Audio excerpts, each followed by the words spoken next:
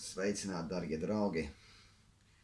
Jā, es reāli fiziski piedzīvoju, kā ir, kad Dievs aptur laiku. Tas bija ļoti interesanti. Situācija bija tāda, man vajadzēja mantas aizvest uz ofisu, izkrāmēt viņus ārā, ofisu otrajā stāvā. Ziniet, tās lielās ofisas ēkas, kur tālu tur jāietiek, gaiteņi gari. Katrā gadījumā tā.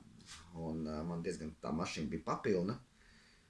Un es piebraucu tagad pie ieejas, uznesu tagad pirmo to nesumu savu augšā, nāku tagad lejā, tur džeks viens piebrauc ar busiņu, viņš man saka, jau klausies, palīdzi man.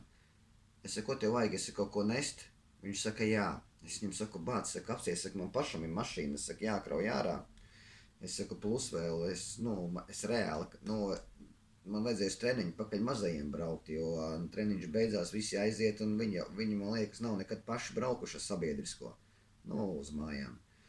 Un nav viņam tas ceļš jau parādīts, tā iemācīts, un tāpēc, ko viņi tur darīs, un viss pārējais, zin kā, tas.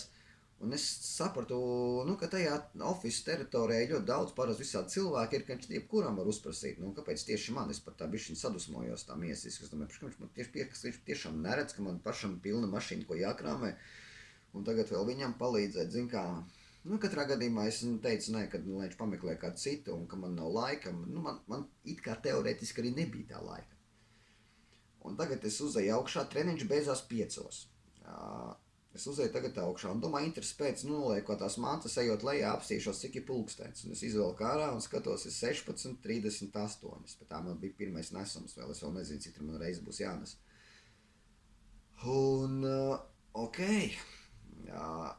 16:38. Es tagad noelējā, otrā stāva pa garo gaiteni, lejā, izpakoju mašīnu, nolieku tur visu, pēc tam mašīna aiztais ciet, paceļu to visu, uznesu augšā, atslēdzu ofisu, ienes iekšā, aizslēdzu viņu ciet, nāku lejā un atkal izņem ārā pulksteni, apstīties, cik man tas aizņēma laiku.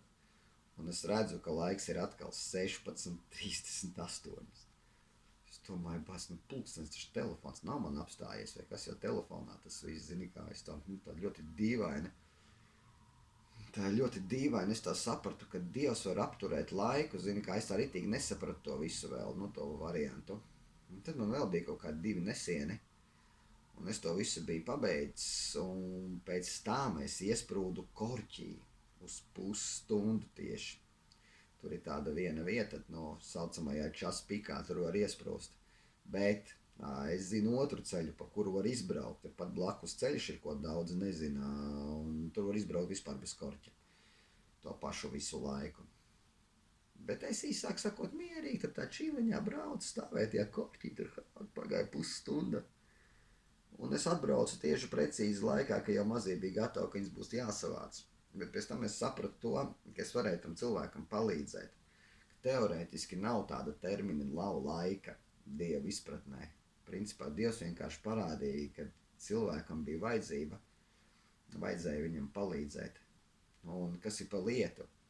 Ja es viņam būtu palīdzējis, es domāju, ka tas palīdzēšanas darbs nebūtu ilgāk par kaut kādām minūtēm, noteikti 15, 20.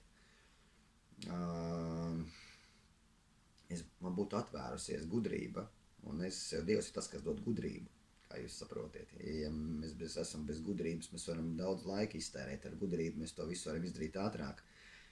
Un es domāju, ja es būtu palīdzējis tam cilvēkam, es vienkārši būtu aizbraucis pa to otru apvadceļu, kur es būtu nokļuvis vispār bez nekāda Korķa. Tā kā šoreiz es piedzīvoju, kā Dievs vienkārši fiziski aptur laiku pulksteni, tas bija vienkārši pārdabiski. Žēl, ka es tam cilvēkam nepalīdzēju, bet, Dievs ir varens, aleluja, lai Dievs jūs svētī.